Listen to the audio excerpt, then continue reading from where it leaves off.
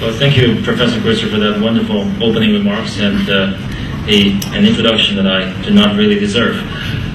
In China, we have an idiom called 抛砖引玉. I'm sure all countrymen under this roof knows what it means. You throw out a few dirty old bricks, and hopefully some fine pieces of jewelry or jade will follow. So here are my bricks.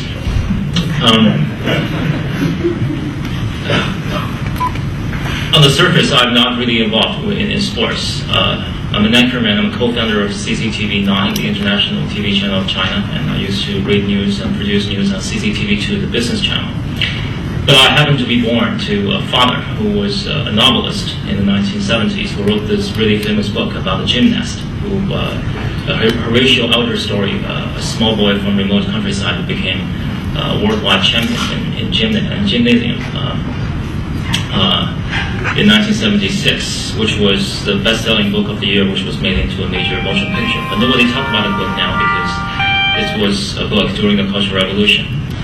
And also, one of my co-founders of CCTV9 is now the head of CCTV5, CCTV's official sports channel, which is, of course, the most powerful sports media in China.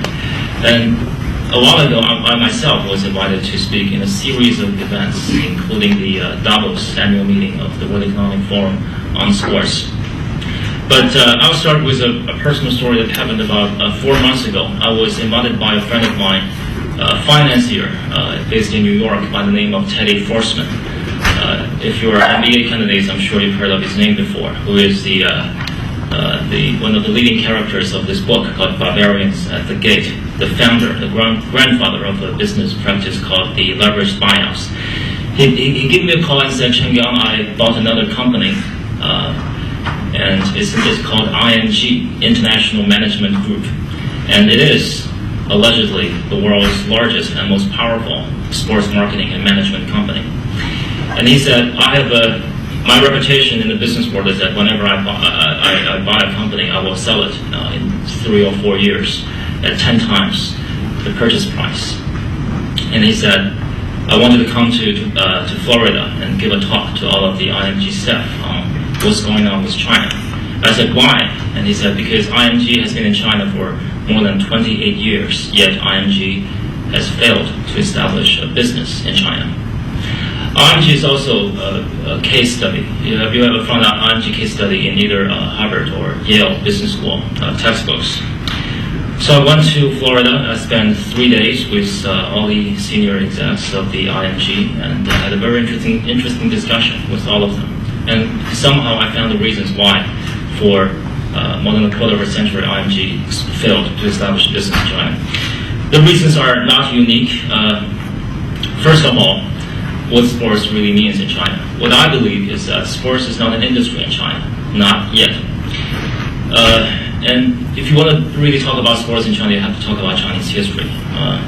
And then we have to talk about a particular syndrome, mentality of Chinese people, and that I would interpret as the sick man of Asia syndrome.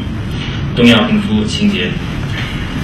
Ever since, if I take a look at myself, before I was 7 years old, I knew nothing about this syndrome. And then I watched a TV series called 霍元甲. Now a major motion picture has been made about this guy. And then I heard of this expression for the very first time, sick man of Asia. It's about China in the 18th or 19th century when the aggressive foreign powers basically split China. China was turned into a colony and the Chinese people lived in shame and humiliation. And then this guy, this kung fu master, was fighting all the Japanese and European boxers to win glory and pride for Chinese people once again. This name was actually delegated to Chinese people by our Japanese friends, sick man of Asia. So I think ever since then, for more than 100 years, the Chinese people are working really hard on all fronts to prove that the Japanese and the world were wrong about this judgment, that Chinese people can stand tall among the world community, that Chinese are not sick men and women of Asia. Probably I would say, given China's today's status, we're way beyond that, but unfortunately, it is still maybe because of our education or the way our books and novels and movies were made, we were still more or less influenced by this mentality.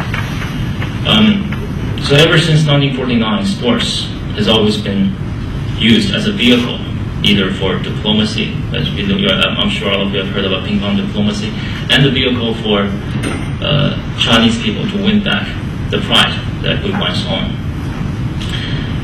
So that's the reason why it is 100% regulated by the state and not really an industry. So for IMG, a world-renowned sports management company, to come to China as early as in the 1970s, it is difficult for them to make money.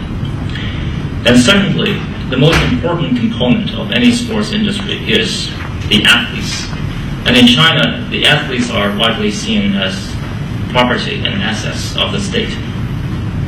And rightly so, because just as the character of my father's book, usually what our athletes are, they are usually very poor boys and girls, born and raised in small, remote countryside, who had no other options. So their parents had to send them to state-run sports schools to get a proper education and get fed and dressed. That's usually how the story started. And of course, while growing up, their entire tuition education fee were subsidized, paid for by the government, from the municipal level to the provincial level, and if you're really good, by the state level.